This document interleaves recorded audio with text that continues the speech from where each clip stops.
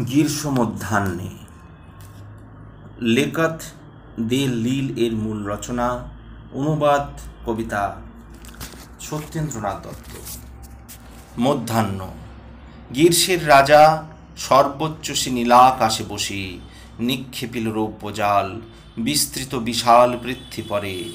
মৌন বিশ্ব দহে বায়ু তুষানলে নিঃশ্বসী নিঃশ্বসী। জড়ায় অনল সারি বসুন্ধরা মুরছিয়া পড়ে। ধুধু করে সারা দেশ, প্রান্তরে ছায়ায় নাহিলেশ। লুপ্ত ধারা গ্রাম নদী, বৎস গাভী পানীয় না পায়। সুদূর কানন ভূমি দেখা যায় যায় প্রান্ত দেশ। স্পন্দনবিহীন আজি অভিভূত প্রভূত তন্দ্রায়। গোধূমে সর্পপে মিলি ক্ষেত্রে রচে সুবর্ণ সাগর। সুপ্তিরে করিয়া হেলা বিলসিছে বিস্তারিছে তারা। নির্ভয়ে করিছে পান তপনের অবিশ্রান্ত কর। ম্রাতৃ করে শান্ত শিশু পিয়ে যথা পীযূষের ধারা। দীর্ঘ নিঃশ্বাসের মতো সন্তর্পিত মর্মতল হতে মর্মর উঠিছে কভু অপুষ্ট শস্যের শিশে শিশে। মন্থর মহিমাময় মহোচ্ছ্বাস জাগিয়া জগতে। কেন গো মরিয়া যায় ধূলিময় দিগন্তের শেষে। অদূরে তরুর ছায়ে শুয়ে শুয়ে শুভ্র গাভীগুলি লোল গলকম্বলেরে রহি রহি করেছে হেলন লেহন।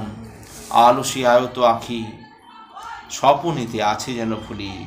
আনো মনে দেখে যেন অন্তরের অনন্ত স্বপন। মানব চলেছ তুমি তপ্ত মাঠে মধ্যাহ্ন সময়ে।